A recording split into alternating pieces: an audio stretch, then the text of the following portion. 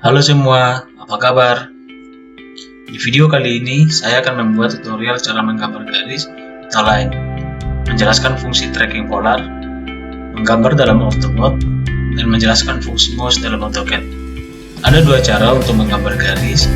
Yang pertama, kita pilih tab Home pada icon, lalu klik icon line pada panel Draw. Di sini kita bisa lihat command bar aktif dan kursor mouse berubah. Ini adalah gambar atau bentuk kursor mouse sebelum kita klik icon line. Dan setelah kita klik icon line atau menjalankan perintah pada AutoCAD, yaitu perintah line, maka pada kursor mouse tidak ada kotak di tengah. Dan hal ini terjadi pada saat kita menjalankan perintah pada panel Draw. Oke, untuk menggambar garis kita bisa klik di mana saja pada area workspace. Misal saya klik di sini. Nah, ini adalah titik pertama. Lalu bisa kita tarik di mana saja arah garis tersebut. Misal saya tarik ke arah kanan. Nah, lalu saya klik di sini untuk titik keduanya. Kita bisa tekan Enter atau Escape pada keyboard. Oke, kita bisa lihat di sini sudah bentuk garis, walaupun tidak ada dimensi spesifiknya. Oke, sekarang saya akan menunjukkan kepada Anda cara membuat garis dengan dimensi spesifik. Ini adalah contoh garis yang akan kita buat, di mana ukurannya 150. Kita akan menggunakan cara kedua untuk mengaktifkan perintah line. Nah, Anda bisa ketik L, huruf L pada keyboard Anda, lalu tekan Enter. Kita bisa lihat pada command barnya line sudah aktif dan meminta spesifik pose point. Nah, kita bisa klik di sini di titik pertamanya, lalu tarik ke arah kanan. Nah, di sini kita ada lihat garis putus-putus warna hijau. Ini disebut polar tracking. Itu artinya garis yang kita buat adalah garis lurus horizontal. Lalu kita ketikkan dimensi yang akan kita buat di sini 150. Lalu tekan Enter. Nah, untuk mengakhiri perintah line kita tekan Escape pada keyboard. Nah, ini garis yang dibentuk. Kita bisa cek panjangnya dengan klik tombol kiri pada mouse Anda pada garis tersebut, klik kanan, lalu pilih klik properties. Nah, di sini kita bisa lihat panjangnya 150. Ketika Anda ingin kembali menggambar garis, Anda cukup tekan Enter untuk mengaktifkan kembali perintah line tanpa harus klik di tab Home line atau ketik line pada keyboard Anda. Di dalam menggambar, kita bisa mengaktifkan dan menonaktifkan polar tracking. Anda bisa arahkan kursor Anda ke icon ini. Ini adalah icon polar tracking. Klik, maka akan muncul komen pada command bar polar off. Lalu kita gambar garis. Klik, tarik. Nah, di sini kita bisa lihat garis putus-putus warna hijau atau polar tracking tidak muncul. Klik di sini. Ini adalah hasilnya. Walaupun garis yang kita buat kelihatan lurus, tapi masih ada deviasi antara titik 1 dan titik 2. Lalu coba kita aktifkan kembali polar trackingnya. Enter untuk mengaktifkan kembali perintah line. Klik di sini, tarik ke kanan. Nah, ini kita bisa lihat garis putus-putus warna hijau sudah muncul. Klik di sini. Maka kita bisa lihat garisnya sangat lurus. Jadi polar tracking ini sangat membantu kita dalam menggambar. Kita bisa setting sudut-sudut polar tracking untuk memudahkan kita ketika menggambar garis bersudut.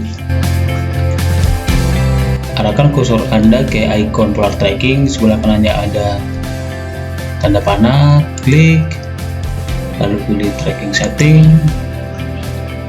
Kemudian kita bisa menambahkan sudutnya di sini Pertama, tentang additional angelsnya, tambahkan sudut yang Anda mau, contohnya 15, klik new lagi, 30, new lagi, 45, new lagi, 60, new lagi, 90. Nah, ini adalah sudut-sudut yang kita setting, lalu klik OK. Kemudian kita bisa aktifkan pola trackingnya, bisa dengan klik di icon ini atau bisa dengan tekan F10 di keyboard Anda. Nah, polar on pada command bar, kita akan lihat line,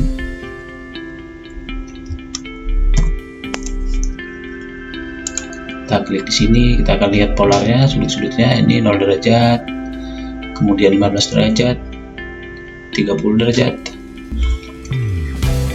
45, 60, 90, 180. Nah, ini bisa memudahkan kita dalam menggambar sudut. Kita juga bisa menggambar garis dari ortho mode. Jadi di polar ortho mode ini kita hanya bisa menggambar garis arah vertikal dan horizontal. Untuk mengaktifkannya, kita klik di sini di sebelah icon polar tracking, klik, atau Anda bisa menggunakan atau tekan F8 di keyboard Anda. Lalu kita akan buat garis line di sini. Nah, kita lihat ini nggak bisa ke arah 45 derajat, dia bisa hanya 90 derajat, 0 derajat, jadi hanya bisa vertikal dan horizontal. Klik di sini, terus ke arah vertikal lagi, terus ke arah horizontal lagi. Nah, ini kenapa bisa miring gini, karena ini kan menghubungkan poin pertama, poin yang pertama ini ke endpoint ini, jadi udah ada titik kedua, jadi nggak bisa. Saya mau coba ke 45 nih, nggak bisa nih, menarik garisnya ke arah 45 nggak bisa, jadi hanya bisa vertikal dan horizontal. Ortho mode ini memaksa gerakan kursor kita tetap tegak lurus. Jadi ortho mode ini membantu kita dalam membuat garis arah horizontal dan vertikal. Nah, ini hanya bisa mengatur gerakan kursor kita akan selalu pada sumbu X. Jadi ketika Anda mengaktifkan pola ortho mode, gerakan kursor akan selalu lurus dengan sumbu X, Y, atau Z.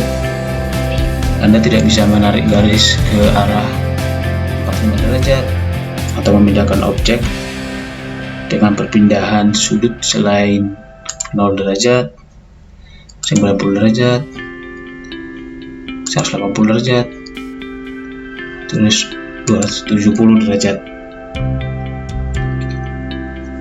Saya juga akan menjelaskan kepada Anda cara menggambar garis bersudut. Nah, ketika kita menggambar garis bersudut, kita harus menonaktifkan ortho mode-nya. Lalu contoh kita mau buat garis bersudut dengan panjang 200 mili, terus sudutnya 30 derajat. Maka kita aktifkan perintah line. Contoh kita klik di sini. Nah, tarik, terus kita ketik panjangnya 200. Terus tekan tab, maka panjangnya akan dikunci.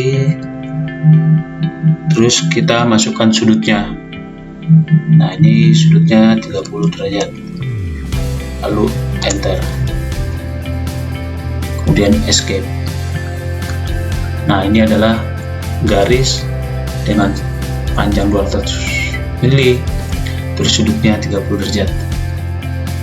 Coba kita cek di garis, lalu arahkan kursor Anda ke titik biru ini. Nah, kita bisa lihat panjangnya 200, terus sudutnya 30 derajat.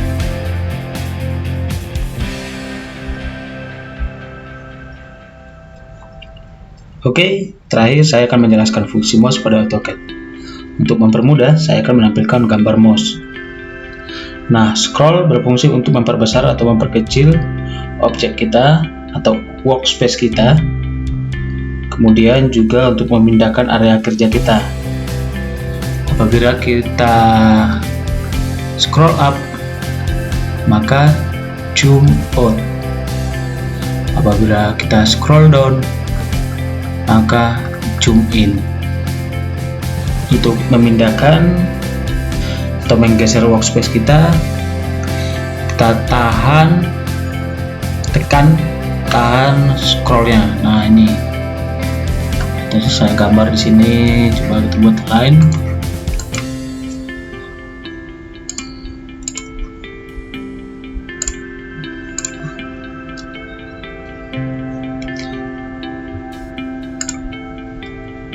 Nah, contohnya kita mau memindahkan objek. Nah, ini tekan scrollnya, lalu tahan.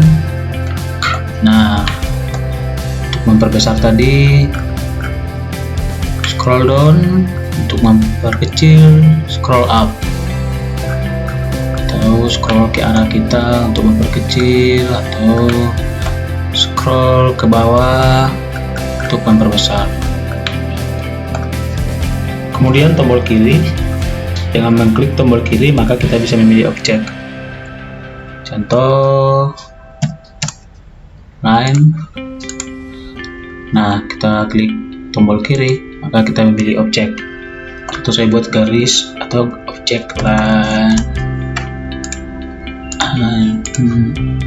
3. Nah, tombol kiri di sini berfungsi untuk memilih objek, jadi bisa langsung kita pilih objeknya tanpa menekan kontrol atau menahan shift di keyboard, jadi langsung kepilih ini.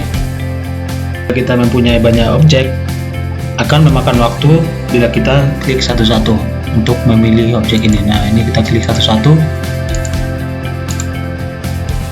akan sangat lama.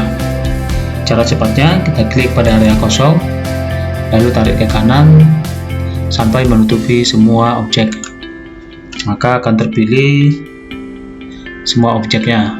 Nah, ada dua jenis untuk memilih dengan tombol kiri pada mouse.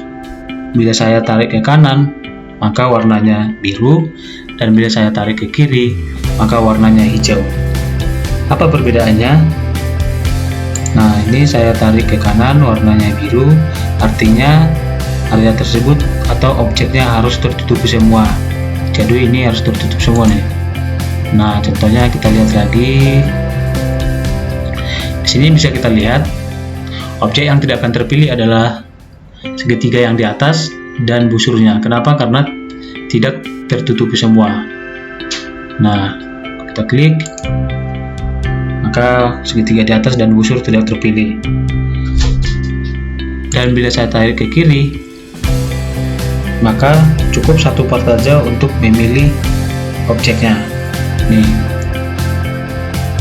jadi kalau tarik ke kiri, contohnya segi 4 ini cukup satu part aja, nggak harus menutupi semua, sudah pilih ini objek segi 4. Nah, kalau yang ini, kenapa segitiga ini tidak terpilih semua? Karena memang segmen-segmennya ini belum terhubung, jadi belum join. Kalau segi 4 segmennya sudah terhubung. Nah, saya pilih lagi dengan ini. Nah, satu part aja sudah terpilih semua. Beda dengan kalau saya tarik ke kanan untuk memilihnya. Nah, ini saya contohkan, saya pilih satu part, maka ya segi 4 ini tidak akan terpilih. Nah, sekarang tombol kanan. Ketika saya klik kanan pada workspace ini, maka akan muncul panel berisi perintah yang dapat kita gunakan. Namun ketika kita pilih objek yang ini, objek garis, terus pada compactnya kita klik kanan, kemudian ke quick properties, maka akan muncul informasi tentang objek yang saya pilih. seperti garis ini warnanya, terus layer, line type-nya, terus panjangnya. Kita bisa lihat beberapa informasi tentang objek ini. Oke, terima kasih kepada kalian yang telah menonton video tutorial ini. Jangan lupa tekan tombol subscribe-nya dan nyalakan notifikasinya untuk mendapatkan video-video tutorial lainnya. You see, you can.